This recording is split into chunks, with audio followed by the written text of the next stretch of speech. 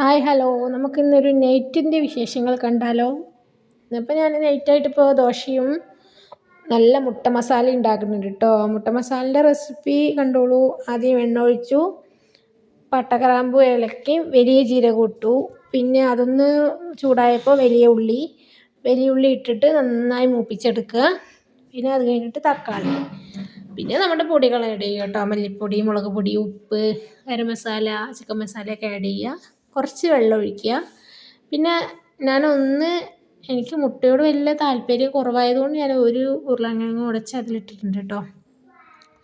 പിന്നെ ഉരുളക്കിഴങ്ങിട്ട് പിന്നെ പുഴുക്കി വെച്ച് മുട്ടയിട്ട് നമ്മുടെ മുട്ട മസാല റെഡി ആയിട്ട് നല്ല രസമുണ്ട്. ഇത് സിമ്പിൾ പരിപാടിയാണ്, നല്ല ടേസ്റ്റും ഉണ്ട്. പിന്നെ ദോശയൊക്കെ ഉണ്ടാക്കി ഞങ്ങളെല്ലാവരും കൂടി അങ്ങനെ കഴിച്ചു. കണ്ടോ, അത് നന്നായിട്ട് ഇങ്ങോട്ട് വാടി വന്നിട്ട് അതിലേക്ക് ഇഞ്ചി വെളുത്തുള്ളി പേസ്റ്റ് ഒക്കെ കേട്ടോ. ഒന്നും മറക്കരുതേ, അതൊക്കെ ഇട്ടാൽ നല്ല ടേസ്റ്റ് ഉണ്ടാവുള്ളൂ.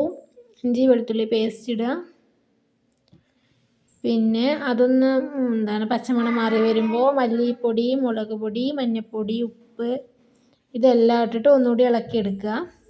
നന്നായിട്ട് ഇളക്കിയെടുത്തിട്ട് പിന്നെ വെള്ളം ഒഴിക്കുക കേട്ടോ. നന്നായിട്ട് മൂപ്പിച്ച് വരണം കേട്ടോ. അതിൻ്റെ പച്ചമണം നന്നായി മാറി വരണം കേട്ടോ. പൊടികളിട്ടാലും മസാലകളൊക്കെ ഇട്ട് അതിൻ്റെ പച്ചമണം കംപ്ലീറ്റ് മാറിയ ശേഷമാണ് അതിലേക്ക് വെള്ളം ഒഴിക്കാൻ പാടുള്ളൂ കേട്ടോ. അല്ലെങ്കിൽ അത് ആ പച്ചക്കുത്ത് നന്നായി ഉണ്ടാവും. പിന്നെ അതൊക്കെ ശരിയായ ശേഷം ഞാൻ വെള്ളം ഒഴിച്ചു. വെള്ളം ഒന്ന് തിളച്ച് വന്നപ്പോൾ മുട്ടയിട്ടു. അതാണ്ടോ, നമ്മുടെ മുട്ട ഗ്രേവി ഇവിടെ അടിപൊളിയായി റെഡി ആയിട്ടുണ്ട്. പിന്നെ ദോശ ചുട്ടു ഞങ്ങൾ കഴിച്ചു കേട്ടോ. ഞങ്ങൾ ഇക്കയും കുട്ടിയും ഞാനെ കൂടി അങ്ങനെ കഴിച്ചു.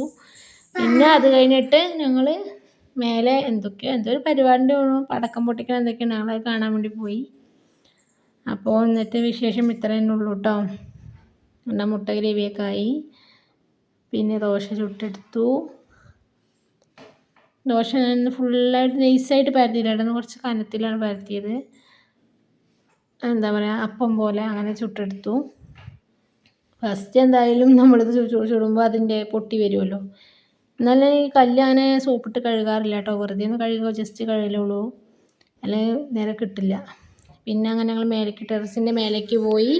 ടെറസിൻ്റെ മേലെ പോയിട്ട് ഞങ്ങൾ എന്തോ പള്ളിപ്പെരുന്നാൾ എന്തൊക്കെയാണ് തോന്നുന്നു കേട്ടോ. അപ്പോൾ അടക്കം നല്ല രസമുണ്ട് കാണാൻ, വ്യൂ നല്ല അടിപൊളിയുണ്ട്. അങ്ങനെ അതൊക്കെ കണ്ടുകൊണ്ടിരുന്നു.